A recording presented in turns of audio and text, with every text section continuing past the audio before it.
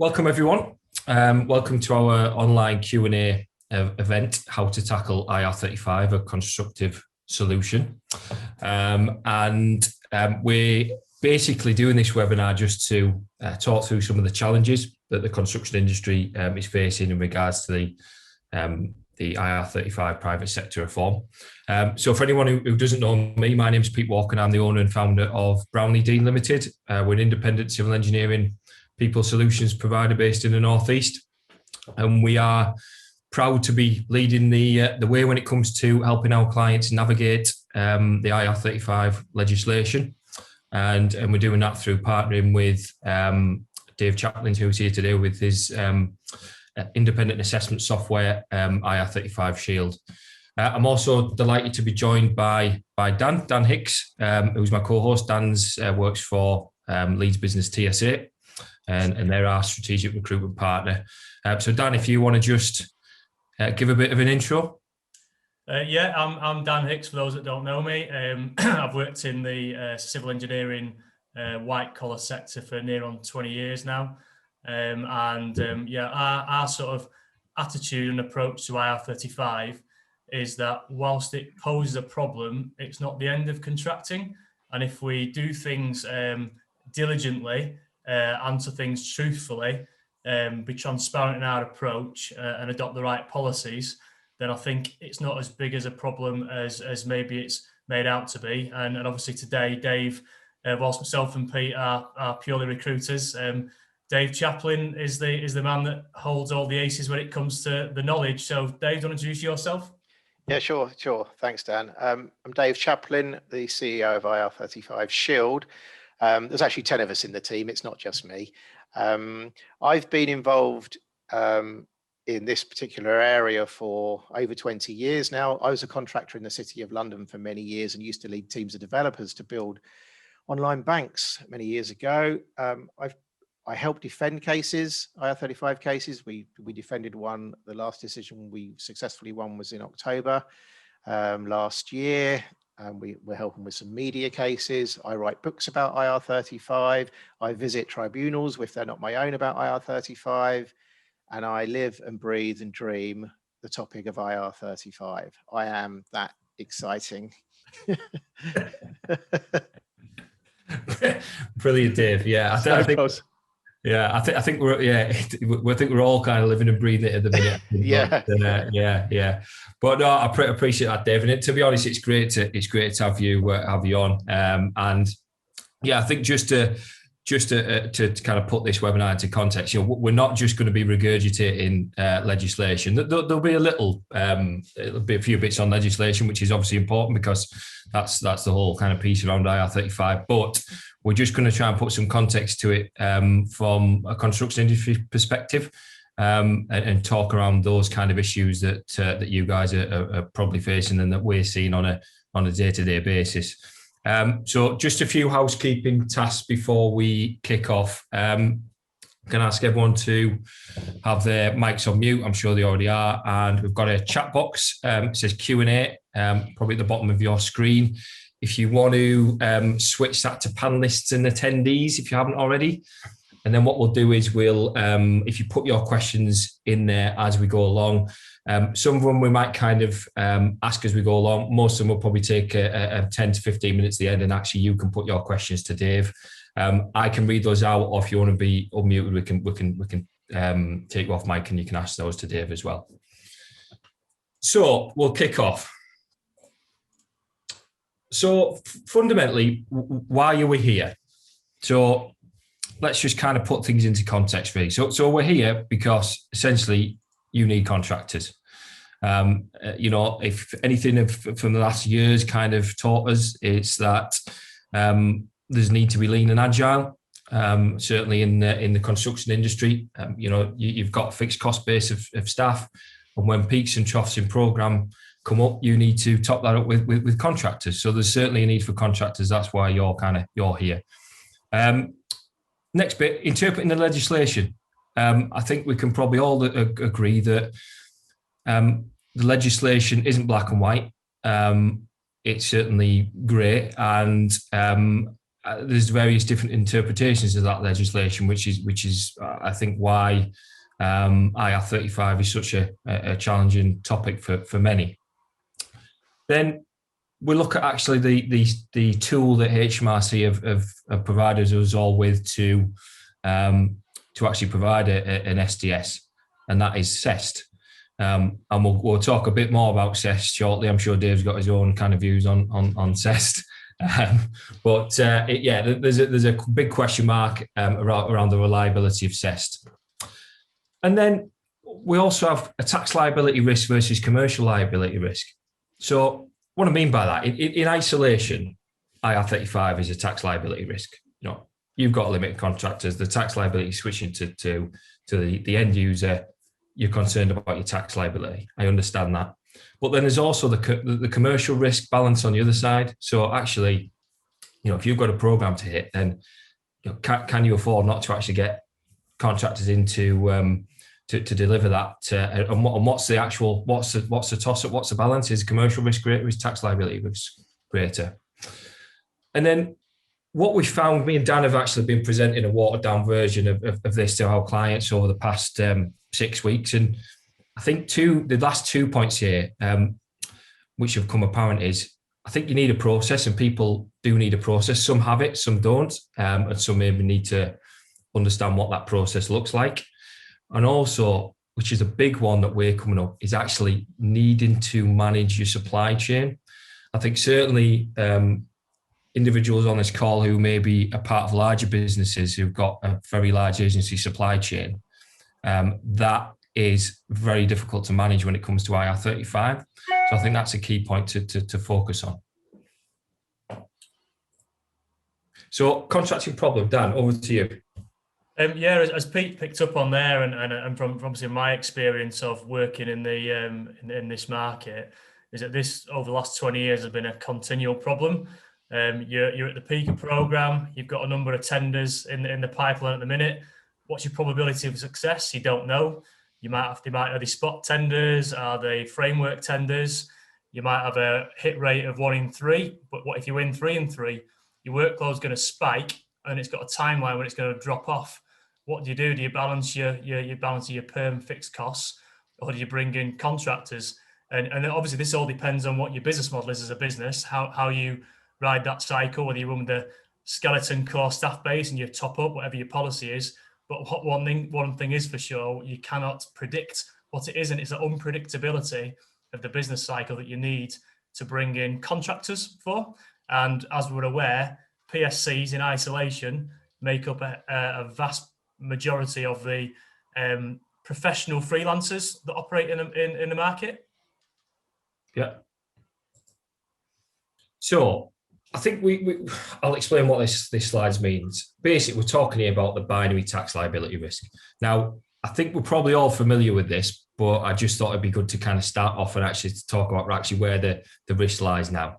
So at the minute, the PSC has a hot potato, this yellow box here, this yellow arrow here, I should say. So essentially, the PSC is liable for proving to HMRC that they are off payroll. HMRC aren't daft. They've realised that actually trying to nail down a PSC is like a needle in a haystack. So what they've thought is, well, actually, why don't we go to the end client and the fee payer and essentially say, right, actually, the risk lies with you. So this hot potato is going from here to here. Now, there's a kind of, and Dave, you interrupt here if I'm wrong, but there's a kind of conception here that actually it totally lies with the end client in terms of tax liability, particularly when you engage into an agency. Now, as I know it, the fee payer as an agency is actually liable, but the client is actually responsible for taking reasonable care in making a status determination. So the tax liability can lead back to the client if reasonable care is not taken. Is that correct, Dave? Yeah. That's the general gist of it. So the agencies have actually got a bit of a bad time on this one. So if we talk about hot potatoes, then when the client essentially holds the tax risk to start with, but as soon as they've done an assessment and provided an SDS, a status determination statement, and they've given that to the worker and to the agency, provided that SDS is valid, the client doesn't have tax risk from that part of the legislation. So to be valid, it must say whether the conditions are met, whether it's inside or outside. It must have reasons for the determination in there as well. And they must have exercised reasonable care in coming to the conclusion, which if you're using something like Shield or even other solutions, reasonable care is a fairly low bar, and it's fairly easy to pass reasonable care. The high bar would be sort of, you know, evasion, all that sort of thing, which no one's going to get into that. So you're going to be okay with reasonable care. Your SDS will have reasons. So as a client, you've passed that hot potato to the agency. You're fine. Okay. The only trouble you'll have is if later on HMRC investigate and say, well, that determination was incorrect. Well, and the agency can't pay. Now, if the agency has gone bankrupt or something, then they won't pass the tax risk back up the chain. And you'll need to read all of the debt transfer legislation around that. But essentially, you're safe, really, if you're a client.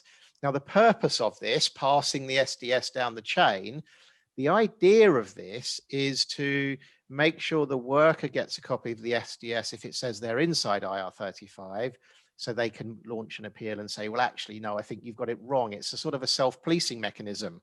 That's one reason. And the other reason is so that if you've told the agency this person is inside IR35 and their payment must be treated as employment income, that tax must get paid. And if it doesn't get paid, then yes, you can have tax risk coming back up to you.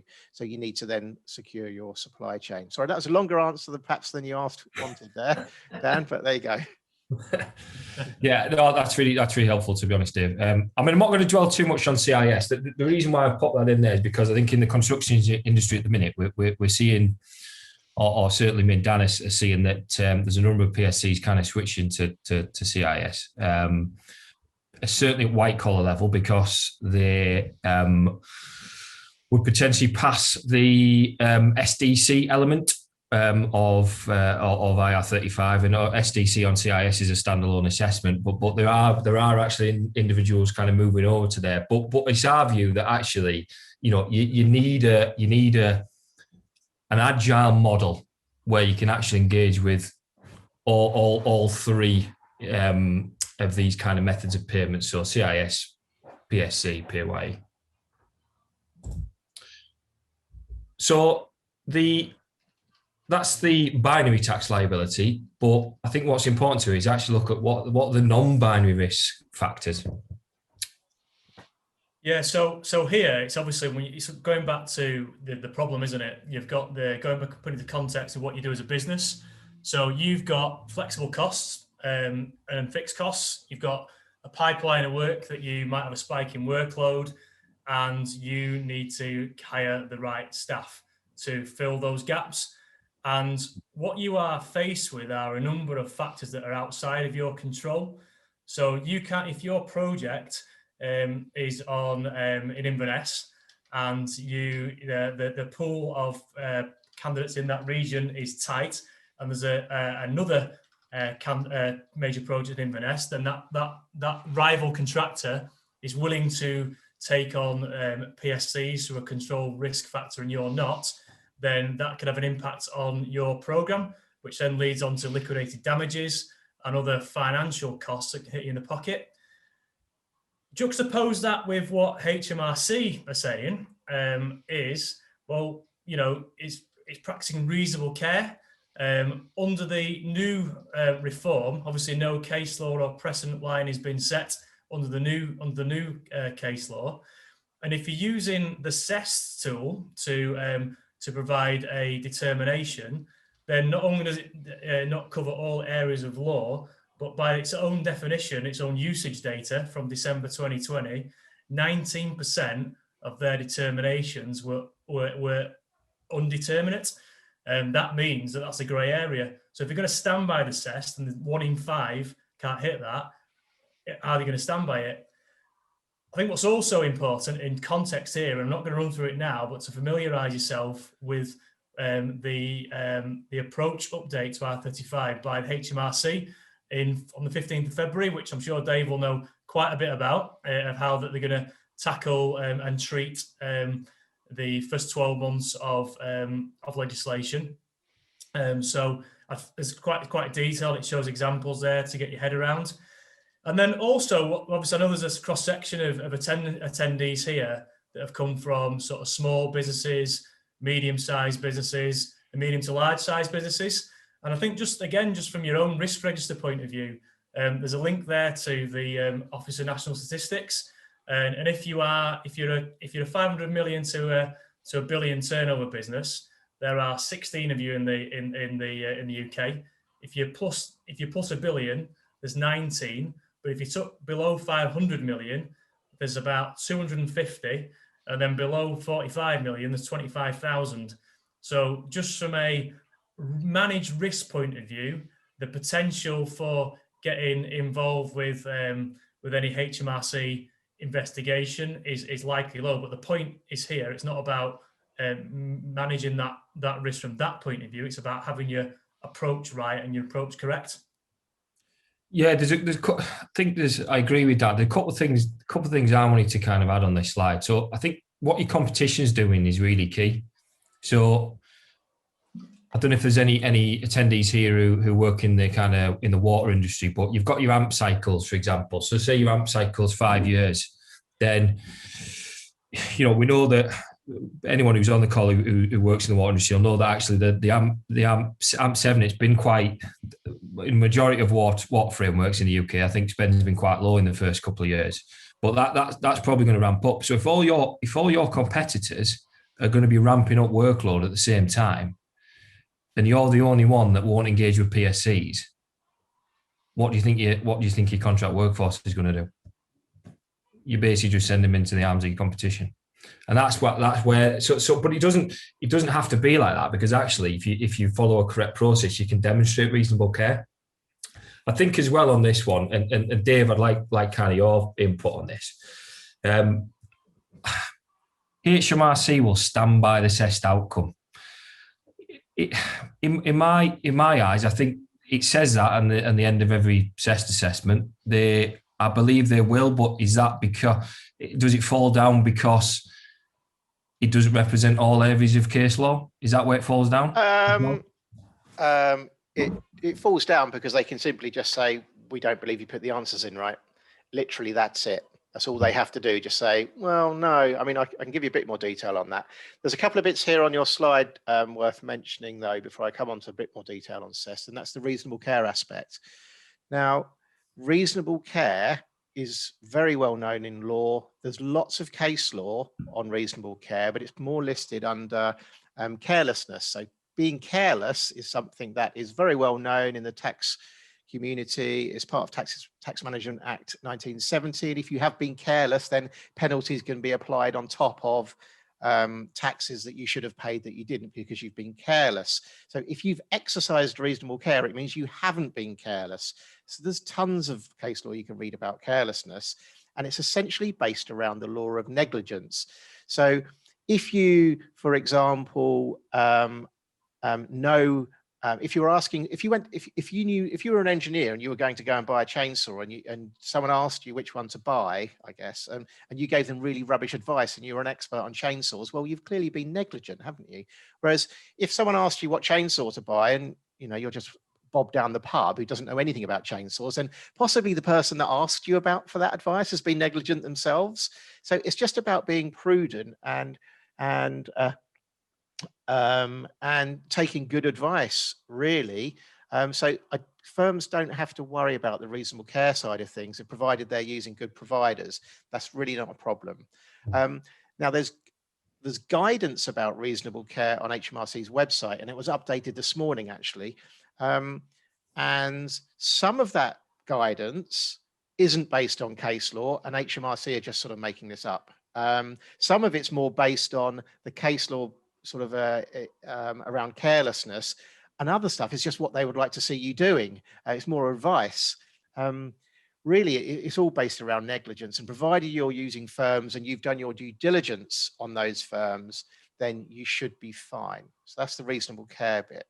Yeah. Now on CEST and their disclaimer, HMRC's view is just their view. Their guidance is not the law. And they can just turn around and say, as they did in our route consulting case, when we submitted a CEST determination, they just said, well, we don't agree the information is correct, so therefore, no, we're not going to stand by it. And there's nothing you can do about that, absolutely nothing at all. Now, if you have used CEST and you said someone can substitute, it ignores all of the other questions, the answers, and just says you're outside. So that essentially is a dangerous proposition. The other thing is that if you manage to get outside IR35 on CEST, on the control-based questions, you've pretty much said there's virtually no control whatsoever, which itself is so unrealistic and it doesn't really align with law. It sets the bar far too high, and HMRC will just say, well, clearly there is some control, so you've answered the questions wrong. So forget the disclaimer. So it's really not, it's not worth the paper it's not even written on, really. Is that then why? Because obviously 19% of an indeterminate result is it's a fifth. It's an alarming amount. So I'm assuming that independent assessments can. Yeah, I mean, we provide a result every time. I do a webinar on CEST, and I show how the indeterminate result is reached.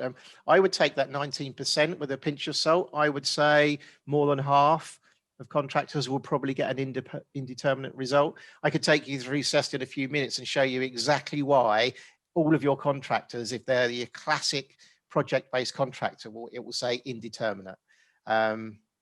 It's just not going to help you. I mean, we can run through some of those one time if you like, but you're going to get tons more than 19 saying don't know, loads more.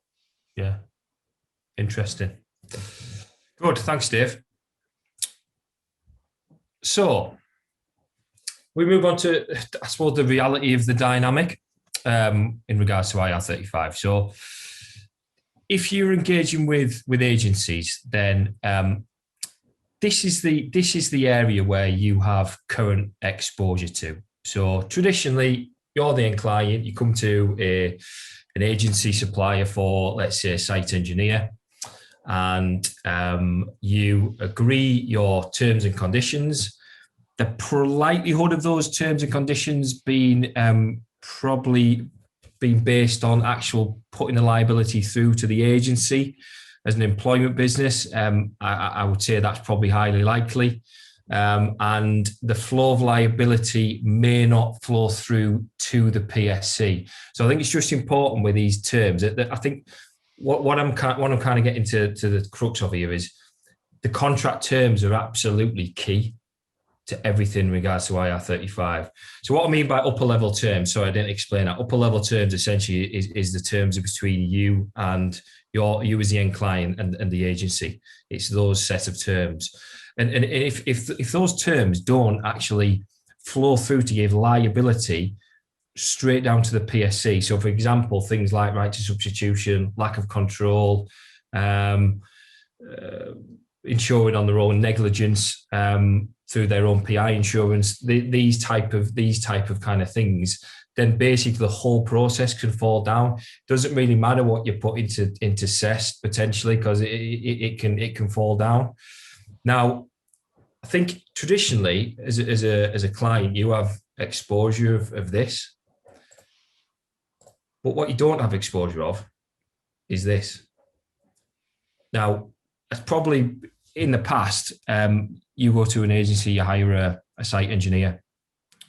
You're not really bothered about the contract between the agency and the PSC, the limited contractor. All you're concerned about is this section here. But what if actually the low level contract, which is a contract between the agency and the PSC, what if that doesn't match the upper level contract? So I think it's important to understand that all this has got to flow through. And if you get this bit right, then the rest should be fairly straightforward. Dan, I don't know if you want to add to that. Yeah, I mean, funnily enough, we've been getting quite a bit of pushback with this from a lot of construction businesses, whereby everyone, look, construction is about buying risk, isn't it, in the contract, and they want to push that down the chain. That's kind of been the general rule of thumb. So Dave, why in context of this legislation is the upper and lower contract level matching so important? Well, it's very important that all of the contracts terms mirror each other. So because when it comes to a tribunal and the judge is looking at all of the facts and then decide and then applying the law, they will look at all of those contracts. And for example, in the Gensel Consulting case, it considered that the lower level contract was more important than the upper level contract. In our Route Consulting case, there were clauses that weren't in the upper level contract, but were in the lower level contract. So therefore, the judge said, well, actually, they don't have the right to substitute. So if they don't mirror, there could be a situation whereby actually the terms you think you've got from an IR35 perspective, they don't flow through to the hypothetical contract that then has to get built to then determine the status. So you should make sure that those contracts mirror. Now, there's debate about which one might carry more weight in a tribunal as we enter into the new world compared to the old world. In the old world, we tend to think that the lower level contract would carry more weight because that's the one the contractors entered into and they carry the liability. Whereas in the new world, the upper level contract is possibly the one that's been entered into in good faith by the client. They're holding the liability. And if the agency hasn't done what they should have done, then perhaps the agency is negligent and there might be a claim there, but that one could hold more weight. But really the message is just make sure the contracts mirror themselves. And also, of course, they mustn't be a sham. You can't this isn't a paper exercise where you can just pretend someone is an independent professional contractor when really they're just a disguised employee. Yeah, absolutely right. And I think just to explain the kind of rest of the flow chart. So your working conditions. What Dave's talking about there, he's talking about we've got to get these contracts aligned. And I think what we've seen when we've been presenting this to other clients, especially your larger organizations, is that they might have 70, 80 agencies on the supply chain. But when you actually talk to them about this, you can see almost the fear that, wow, how am I going to manage the supply chain? So I think it's key that you kind of have exposure with that. And I think this will see a lot of clients reducing their numbers of agency supply chain to just the ones who are going to follow a compliant process. And then just to kind of highlight here what Dave said. So these are your terms, but then obviously he was talking about there about it, the contracts can only be what it says on paper. The working conditions here are basically what happens in reality. So actually, if it doesn't mirror what happens in reality, then this can be regarded as a sham. But the good thing is, and I think something that maybe there's been maybe lack of education on is that you can change the working conditions to suit your business model. Essentially, if you want to hire contractors, you can actually change the working conditions before April to make sure that they are outside IR35 compliant. Really, you shouldn't be in a position where you're having limited contractors who are going to be working inside IR35 for your business. Yeah. If I could just make another point on the contracts there, we have heard some companies say, well, we just focus on our upper level contract and we won't worry about the lower level contract. That's your problem. That's a little bit misguided because the client itself has to make the assessment, okay, or they have outsourced it. Now, when you make an assessment, you're essentially building the hypothetical contract, and you have to have regard to the services. That's in section 49.4 of the original Chapter 8 legislation. I can't remember the clause it is in the later one, but you have to have regard to the circumstances, which means all of the contracts. So if you haven't had regard to that lower level contract, then therefore you may not have adhered to reasonable care and you have not passed that hot coal down the chain. So you're going to have to do it whether you like it or not, but you only really have to do it once. So, okay, there's 70 and it might take a little bit of work to make sure they all mirror, but you're only doing it once. You're not having to do it every single time. The contract terms aren't going to change. And in the market, you tend to see that most of these contracts, about 80% of them are all from the same suppliers. So you'll find there's lots of duplication there. Yeah, I agree. It's just getting exposure from your agencies on their low level terms, essentially. Yeah. So I'm sure a lot of you guys have seen this before, but we'll just briefly cover on what factors impact whether a limited contractor comes inside or outside of scope. Dan, over to you. Yeah, so this is inside Dave's head, is it? Is this what your head looks like, Dave, all the time? Yeah, there's more flashing lights going off. Yeah, just this Venn diagram here. Yeah, okay. So obviously the sort of pillars to the right, and Dave, please butt in if I'm wrong, what I say here. But the pillars to the right basically make up the four sort of key major components with the biggest weight to the legislation. Is that a correct statement, Dave? Just before I continue down that path. It's not bad. You've got the big ones there. Financial risk, possibly not so important. Right of substitution, I would say, if it's an unexercised right of substitution, it's probably a little bit meaningless. And your supervision, direction, control, SDC, remember, is in section 44 of the agency's legislation, and it's a subset of the whole control test in IR35. It's the how part, and it's a bit bigger than that, the control test in IR35. You've put mutuality of obligation in there, which is a very contentious area of law. And if you've got lots of lawyers and experts in a room, we'd all be arguing about it for weeks. But yeah, no, I mean, you've got the big ones there. On the financial risk one, it tends to not become an issue or be something that's appointed to outside IR35 unless you've sort of spent money up front and you've got money at stake into sort of about 20k a year. So for example, a surgeon, they will have an insurance policy of that sort of money for doing their surgery. It's that kind of level of financial risk you're looking for it to really be sort of a trump card. I've got you. I think one of the questions surrounding control, Dave, is that I think some probably maybe not people in this room, but some of the feedback we've had when you're talking about control, especially in context of construction, is clearly that they tend to A, work on a project, but then B, they're governed by HSE legislation and CDM regulation. And obviously the kind of the questions that you're asked on these tax-based assessments will give sort of a literal sort of response to what control is. Have you got any sort of comments on how you can kind of appease that the construction community?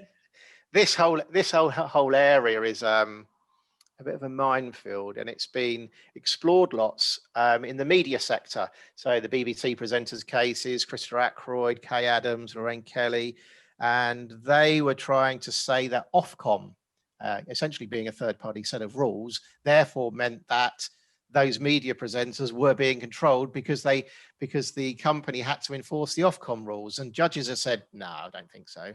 And in the same way, if you hire an electrician to come around your house, the fact that they have to adhere to all of the rules around doing electricity stuff, you can see I'm an expert on this, doesn't mean that they're suddenly you're an employee. Now, you can adhering to third-party regulations doesn't mean you're controlling someone. Where it starts to become a bit controlly is perhaps if you have your own policies and procedures and you're gold plating on top of that. So you might have a regulation that's fairly vague. Crikey, I can't think of one offhand. And then you said, well, to meet that requirement, this is how we want you to do it all the time. That might get a bit more controlly, but I think provided that contractor's got general autonomy over how they're going to do the work, let's say you're paying them sort of £400 or £500 a day, this is that they're just a professional. And typically in that area, that would be a neutral factor when it comes to control. If you're hiring a professional, there's plenty of case law on that. The main bit on control really is around what they're working on and whether you have the sort of, I was going to say the right to redeploy, but it's that was an argument used in the Kay Adams upper tier tribunal recently. The judges weren't overly keen, but it's more about you've agreed for someone to come in and do a thing, and you can't just say, well, actually, no, we want you to go and do this completely different thing. That's where you need to be careful with the control aspects. And as for the when and the where, I would imagine for lots of construction projects, well, you can't really build a bridge on your kitchen table. So you have to go to that place. So therefore, that would be a neutral factor anyway. And everyone needs to be doing it together. So again, that would be a neutral factor. Yeah, I think you're right. I think the how element is the strong outside IR35 kind of element to the kind of individuals that probably our listeners are kind of engaging with. So you bring in a site engineer, you're bringing him in with his own kit, for example. You're not going to stand over him and tell him how to do his job all day long. You're bringing him in, to do that. But then but then you're right. He's got to work on that water treatment scheme or that motorway project, and also he's got to be governed by the HSE legislation that goes with that. So I think that's unavoidable, really. But that, for me, that still shouldn't be a major factor in deeming.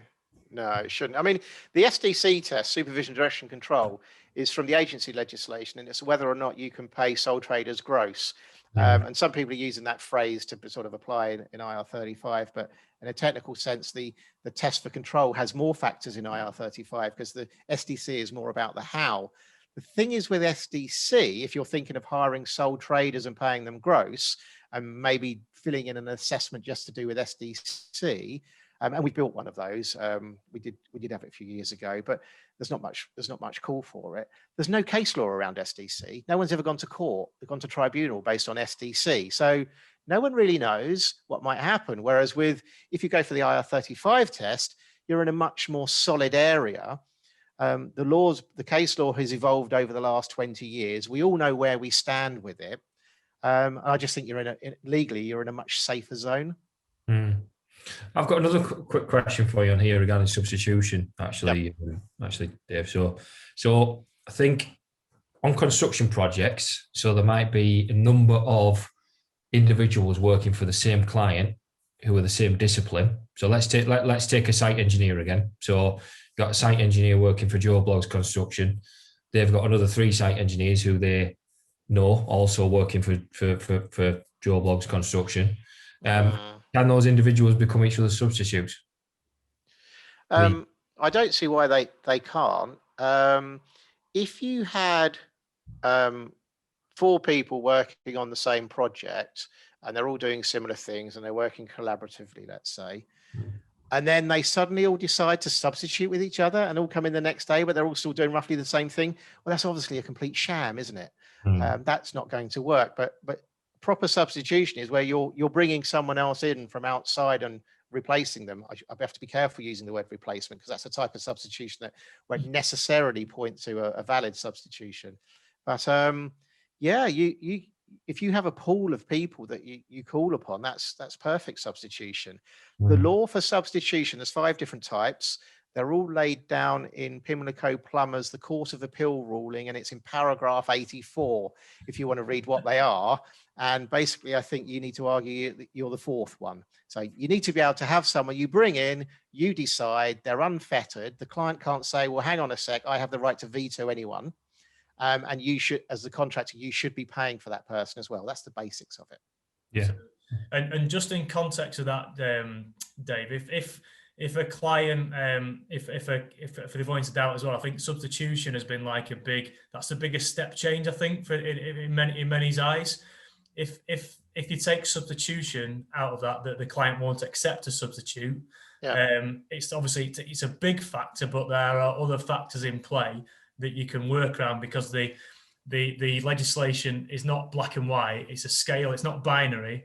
It's a scale, isn't it? Yeah. Well, I mean, we talk about the legislation. It's actually it's the case law that we're talking about, and the case law around employment status. The legislation simply says you have to work out, if the PSC isn't there, whether or not the relationship is one of employment. That's what the legislation says.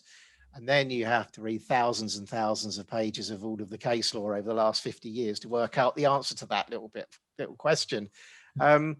So on substitution, we have been running assessments now since 2009. We've probably done about 150,000 of them, and less than 2% of contractors have ever said that they've even substituted. Okay, now if they have substituted and it's a valid substitution, yeah, you're home and dry. There's no personal service.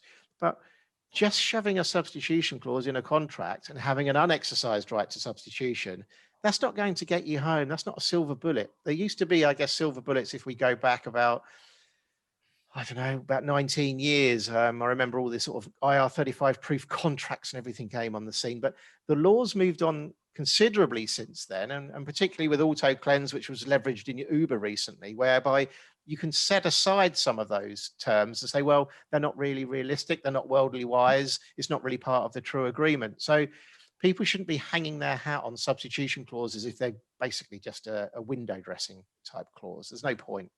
But you can perfectly be outside IR35 and not have the right to substitute. You can provide personal service and still be outside IR35, because it all really comes down to control at the end of the day. Yeah, absolutely.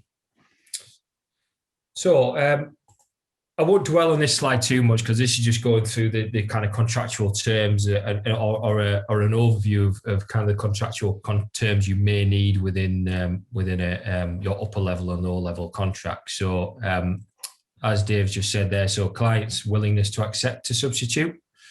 I think limited contractor accepting financial risk against their own negligence. Limited contractor to paid source as substitute. I think a big one is having a defined scope of services for each limited engagement. So, in kind of construction recruitment world, a lot of the time you just get a hiring manager rings you up and says, actually, I need a site engineer, Pete. You know what we want. You've worked with us loads before. Get me someone, and that's fine. But we also they need to have a defined scope of services. Either there's an add-on or within the terms, just to say, right, this is exactly what they're going to be doing. Because then if you actually move, it comes into mutuality obligation. If you then actually move someone away from those scope of services, then really that would mean they had to sign a new contract or do a new assessment, essentially. So and then you've got lack of control evident over how limited contractor perform services, which we've just discussed. And then the contract should not restrict the limited contractor from working for multiple end clients at any one time. And as we've just said there, I think the key one there is just about kind of moving limited contracts to other projects or to an alternative scope of work. So you've got to be very, very careful there. Anything you add there, Dave? Yes, I'm interested to see that you've put that control factor in the mutuality of obligation bin. Mutuality of obligation is a very contentious area of law at the moment. Essentially, it's all based around whether or not there's a work wage bargain, because employees typically turn up to work and the deal is, I'm going to pay you every month as an employer. You turn up, and whether I give you work to do or not, I'm still going to pay you. And if you keep turning up, I'll keep paying you. And if I ask you to do something, you're obliged to do it. So there's lots of elements there that I've just talked about. There's actually about 5 elements that we think make it are for an employee and their mutual obligations. Mutual, sounding a bit Norfolk today. Now, HMRC will argue that in IR35 cases, mutuality of obligation only means someone's going to get paid for doing some stuff. Now, we argue it's more than that. We argued it was more than that in the route consulting case, and the judge agreed with us, although that one is going to upper tribunal. It's been argued in the professional referees case, which is going to Court of Appeal in July, to say it's more than that, and it's those extra things that I've been talking about. And it's about this obligation to provide ongoing work, which is why I can see how you sort of link that to control. So those 5 cards and those elements that I would describe as mutuality of obligation, they're either going to be played in the control section, or they might be played in the move section, or they might be played in the big picture section when we're looking at stage 3 of making the assessment. But they are key. We're just not entirely sure how the law will pan out over the next year as to which section they fit in. But you should essentially only be paying people for work done. If you're paying them for turning up and you pay them whether or not you give them any work. That's employment. You should only be paying them for the work that they do, is the key takeaway on that. Yeah, thanks, Dave. So I'll hand over to Dan for this. So a bit looks a bit complicated, this slide, but Dan will talk you through it. Yeah, I can't point my mouse because I'm not in control of it. But so here on the left-hand side, just from an evidence gather, these are we are issuing a PQQ out to all of our PSCs. That covers obviously standard compliance, but furthermore, it's to them to provide evidence basing that basically that they are indeed a PSC from the get-go. If they can't prove themselves to be a PSC, we shan't continue with an assessment with that. Now we've placed a mandatory on a full suite of insurance policies, and we did have a mandatory on a substitution element. Now I think that goes back to the working conditions as to whether or not you will, as a client, accept a substitute, whether or not that point is moot or not. Is that a fair point to say, Dave? Yeah, I think so. I mean, you decide how you want to engage somebody or their firm, and then make sure the contracts align accordingly. Don't do it the other way round. And if you've decided the relationship is one where it is inside IR35, that's what you've decided you want. So hire them on that basis, on PAYE or whatever you do. If not, hire, and you're happy with the substitution, hire them that way. Just don't make it up. I think the key point here is the reason, and then, by the way, this isn't an IR35 Shield Dave Chaplin process. This is a Dan Hicks and Pete Walker process. But the reason we're doing this is because actually we think this demonstrates reasonable care. Because what we're doing is we're actually saying to candidates, actually, do you know what's coming down the pipe here? Are you actually a genuine limited company? Because if you haven't got a PI insurance, then you're going to have to get some, and you're going to have to, find a substitute, and you're going to have to do all these things. And you might not need all of them, but then actually we're saying to them, well, we're weeding those kind of individuals out and saying, well, actually, you shouldn't be a limited company. And to be honest, that is the whole point of the legislation, isn't it, Dave? Yeah, it's just to get rid of these disguised employees. I mean, some of those checks that you've got on there, I don't understand all your acronyms. VAT, I'm familiar with VAT. I'm not sure RTW, but right to work. Right to work. Okay. I mean, when you're asking the contractor these things about their PSC, you're getting into the areas of badges of trade. That if you're a genuine business, a genuine contractor, you might have business cards. You might even have a website. There'll be things that you have. You might even have your own premises close to your home where you can go and do your remote working if you're not going into the office that day. So it's definitely worth asking all of those questions to see what the mindset is of the contractor, because lots of them just see having a limited company as a tax efficient vehicle and nothing else really. And perhaps they should maybe just be on PAYE and not be into the independent professional contracting game. And do you just want to rattle through this? Yeah, very quickly. I think obviously Dave's going to talk about IR35 Shield quickly, and the work conditions makes up a big part of IR35 Shield. But what we're putting back onto you guys that are interested in sort of looking at this sort of workflow is that we need a scope of services, that we've got a way of requesting that and you to fill in remotely or via a form. But then there's a holistic control and versus a project agenda. So you've got an agenda whereby a project manager is measured by the success of his project, whether he hits his program, whether his project is going to approach liquidated damages. The way in which you may answer those questions may put you on a sticky wicket. So hence, if we've got a scope of services to measure and to apply a context to how those questions are answered, that's why I do it. I think from your own point of view, it's who is responsible for doing that, who is responsible for completing the work conditions.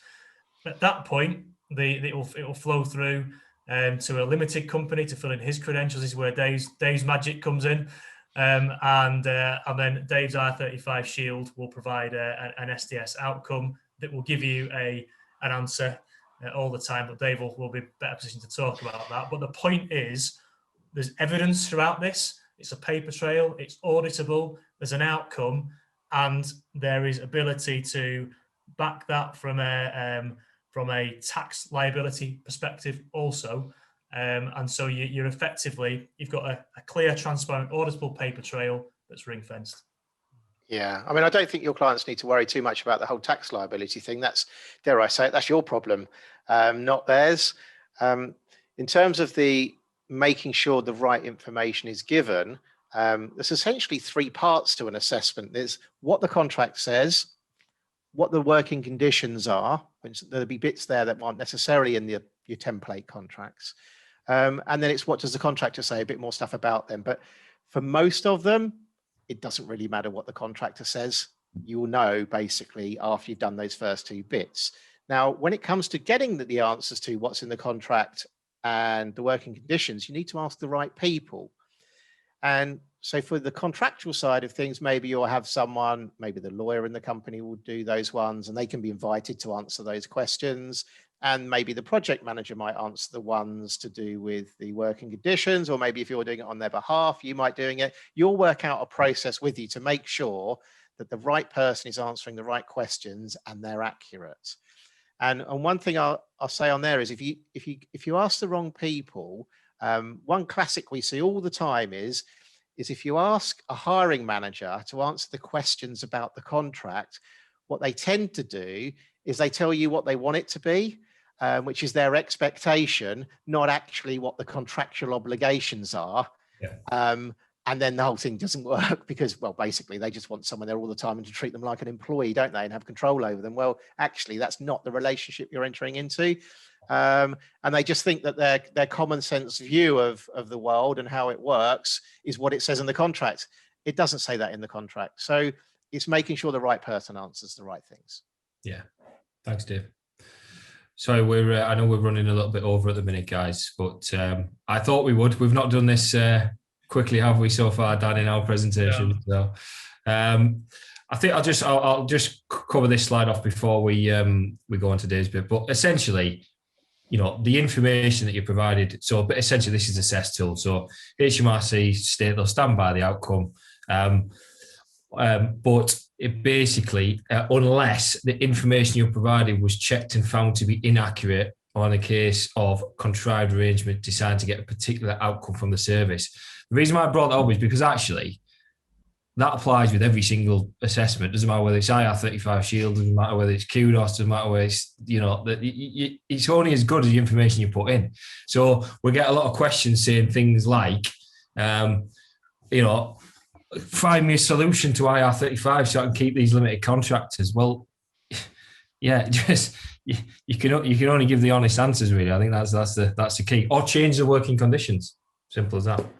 Yeah, you can't say someone's outside IR35 and wave a magic wand when they're inside IR35. It doesn't work like that. The true agreement is the true agreement. Yeah. And really, I mean, the difficult bit is doing the assessment and understanding all the case law around that. That's what we do. The rest of it is admin and workflow. And that's guys, you've got that, lots of that stuff solved with a process. And yeah, the companies will have a little bit of an admin burden, but you know, or they can, if they don't want to have that, they can put everyone on payroll and suddenly find that their costs go up 30 or 40%. You know, that's not a smart move either. Yeah. So Dave, I've just I brought up this slide for you. So I know you explained obviously at the beginning a little bit about IR35 Shield, but if you want to just tell us obviously why. Yeah, sure. So I mean, I guess one of the differences we have with CEST is that, I mean, ours is underwritten by insurers if you want to do that. Ours is more accurate and it's built on top of the case law. CEST is HMRC's view, I would say blinkered view.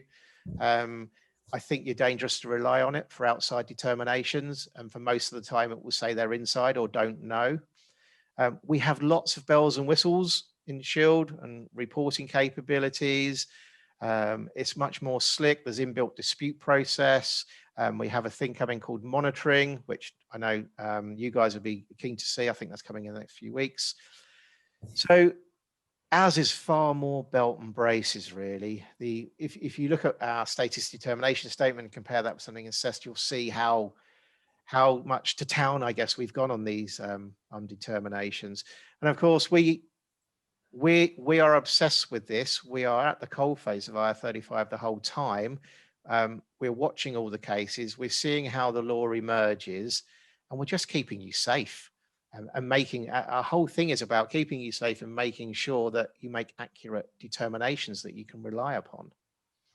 Yeah, and I must say, you know, listen, we've, you know, certainly I last year tested a number of different assessment platforms, and I think we kind of agreed on IR35 Shield. I think the user friendliness and the speed of the portal is actually the thing that we like, because I think certainly in the construction industry, you know, manual assessments are great, but you know, if you're waiting for 6, 7, 8 days for a manual assessment to come back on a site engineer you want to start on Monday, then that's not going to be going to be effective. So it's just the speed of the process. And once you've got your contracts plugged in, you update your working conditions, and it's very, very simple.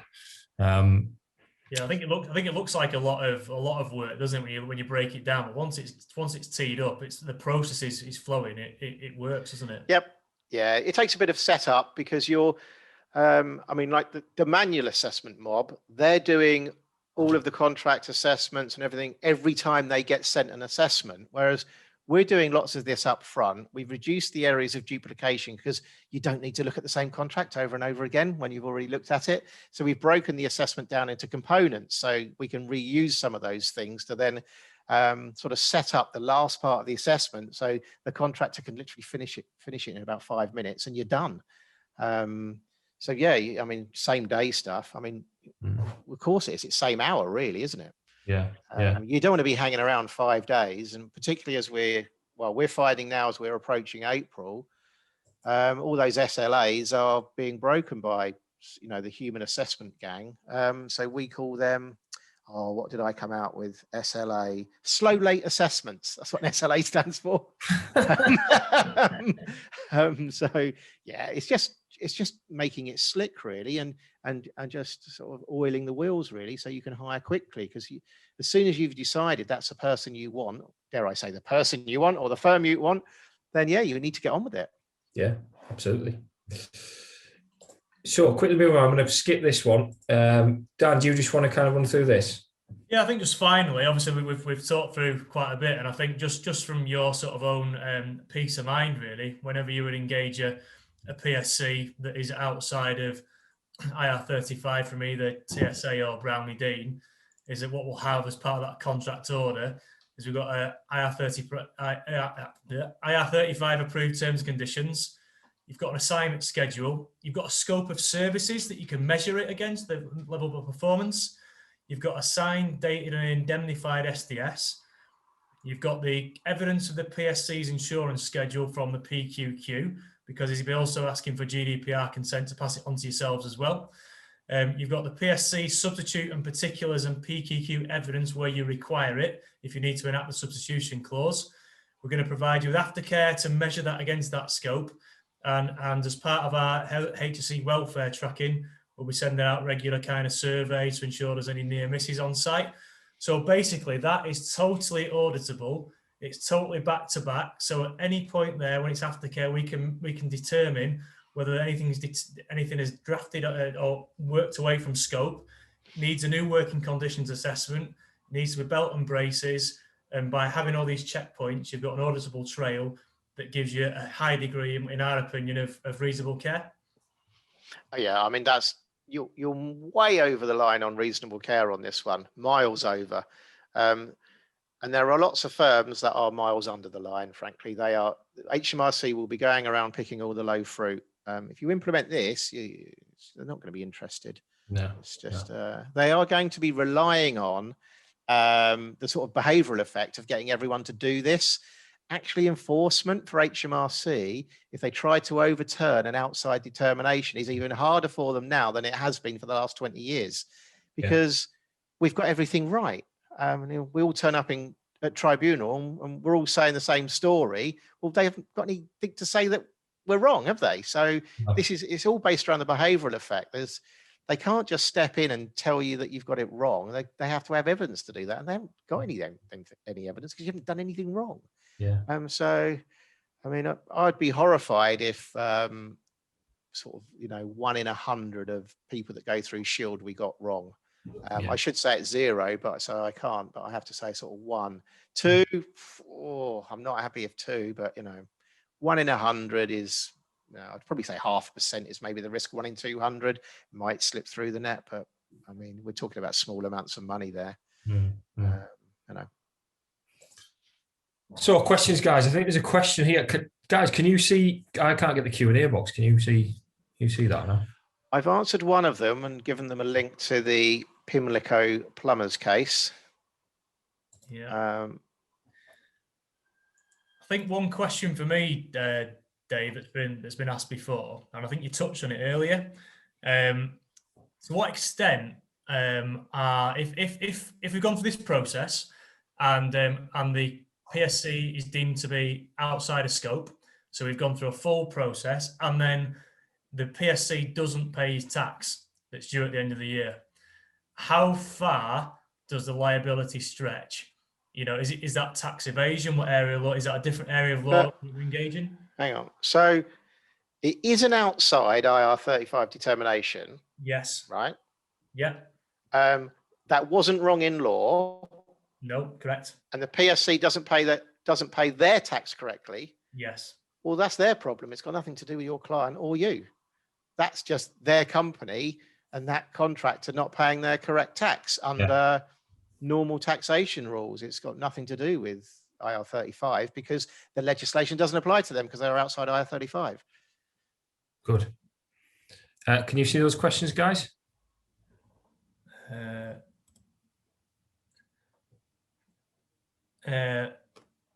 Yes, Leo, we are going to be sending a presentation out.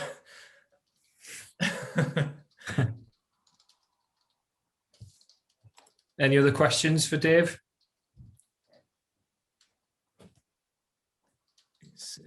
It says, Dean Holmes, what about if they are inside scope though? Is this for the tax? Yeah, so if they're inside scope, the client has told the agency that they're inside scope. If they were operating under a PSC and you were doing the deemed model and you weren't deducting the tax correctly, or you put them into some other "have I got a great idea for you" scheme, then the tax liability can transfer up. So you need to be demonstrating to the client that you put them on agency payroll, or you've used a third-party service where every single penny is being paid. You need to show due diligence on that. Good. Thanks, Dave. Any others? Sorry, guys, I can't see them. There's nothing come through yet now. No. Great. Okay. Well, listen, thanks for that, Dave. So just want to finish off with some kind of points to consider in conclusion. So, key points here, and Dan, Dave, just kind of chip in where you want. So, I think the key takeaways that I've come up with is decide who in your business will define scope of services and working conditions. I think it particularly applies when you're dealing with agencies, and beware of that project agenda that Dan spoke about. So what's the actual project? What's the kind of the will and the agenda of a project manager as opposed to someone who's potentially working in finance or procurement? I think manage agency supply chain meticulously, reduce if at all possible, and don't forget those low-level terms, which are obviously key. I think as well, manage your working conditions to accommodate your business plan and recruit the right solution. So, I can't stress enough, you can change. Now is a time where you can change your working conditions to allow you to recruit limited contractors outside IR35. I can't stress that enough. That can be done. It's not illegal. You can change your working conditions. I think little things like, and Dave, correct me if I'm wrong here, but for me, I think a lot of this is reputational. So if you've got a contractor that might be deemed to be your freelance site agent who represents your company, it's the fact that he would engage as being your working on behalf of your company, providing his services as an independent contractor. And I think there's a reputational fear, even though there's like that acknowledgement that your end client knows you use freelance staff. I think for those people who represent your business on site to be represent themselves as an independent contractor, I think it's reputational impact in my opinion, rather than, these are the working conditions that you can change to fundamentally say that, to recognise the fact they are operating as an independent company and not as a employed, disguised employed site agent. Yeah, I guess they can decide, do they want to hire someone that is like an employee, treat them like an employee, have full control over them because they want to control their brand. It's almost going into Uber mode, right? Supreme Court decision recently. Or are they quite happy for their clients to know that they hire contractors to fulfill certain things? I mean, I'm not au fait with the construction industry, but one would imagine that the clients are aware that everyone hires contractors because of the peaks and troughs of demand. I think, to not be honest, exactly a surprise, is it? No, I think that leads nicely into the next point. Be mindful of what your competition is doing and remain agile, because the amount of infrastructure work coming up in the next kind of 10 years is absolutely phenomenal. And trust me, me and Dan recruit regularly, and this is our job day in, day out, and candidates are at a premium, good candidates are at a premium, and that's essentially, yes, you might want to have a certain kind of policy for company brand and not employ or not want your client to know that there's contractors working for you, but essentially, can you get them?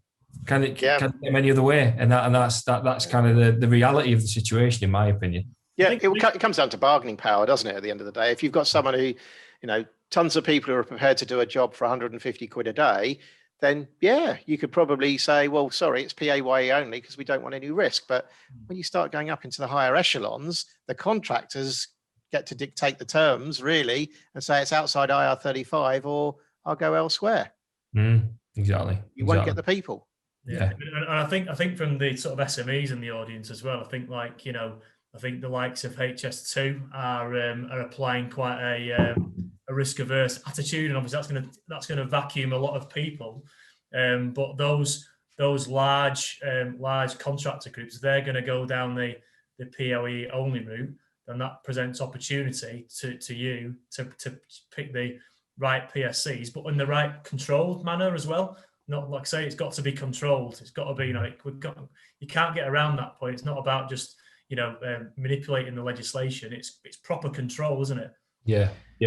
You're 50 to you're kind of 50 to 100 million turnover contractors, construction contractors who actually deliver principal contractor works. Your 2 to 10 million to 15 million pound projects. I'm not going to mention names, but those type of businesses, boy, can they capitalise off this, because they want guys from the tier ones. They want guys from tier one contractors, and a lot of them are going to be running for your business. So it's I think if you get this process right, you can capitalise absolutely. And then a little plug at the end there for you, Dave. Just at the end of the day, we're using IR35 Shield. Listen, we're not. Dave's not paying us to say this. We're not selling it, but boy does it work well. And I think, to be honest, CEST. If CEST worked in its entirety and it was a brilliant tool, then fantastic. But it isn't, and it gives an indeterminate result in 19%, or as Dave said, probably 50% of cases. So I think the online compliance independent assessment route is the way that we would advise going. I think, Dan, there was another question in the comments just quickly before we wrap up. Yeah, not quite grasped the concept of that. Have you got that one, Dave? Is that the one from Gary? Yeah. Is the determination reviewing the relationship between the agency and the limited business, or limited and hirer? That's one of those ones where you say depends, right? So the idea is that you look at the so the agency is providing a person to you, so they're providing labour. So there it's a case of strip away the PSC and say, is the relationship between the end hirer and that person, is that one of employment? Where it can get more tricky is where you have consultancies in the supply chain, because they will essentially become the end client because they are providing services to their end clients. And if you look in the HMRC guidance and you look up contracted out services, that's the label it uses to talk about that type of thing. Okay. Yeah, good point, Dave. That's it, guys. So thank you for your time. Apologies we've overrun. Listen, thank you very much, Dave. Absolutely brilliant having you on. I know that your time is an absolute premium at the minute, so I really appreciate you spending over an hour with us and answering questions. No problems. Yeah, Dan, thanks very much. You'll all receive a follow-up email and a feedback form, and we'll send you some key takeaways and a recording of the webinar to watch. And listen, if you've got any questions, if you want us to actually, me and Dan, to present anything to you, we've actually presented a solution to a number of clients now on our IR35 process. So, drop us an email, we'll book in a slot and we'll go through that with you.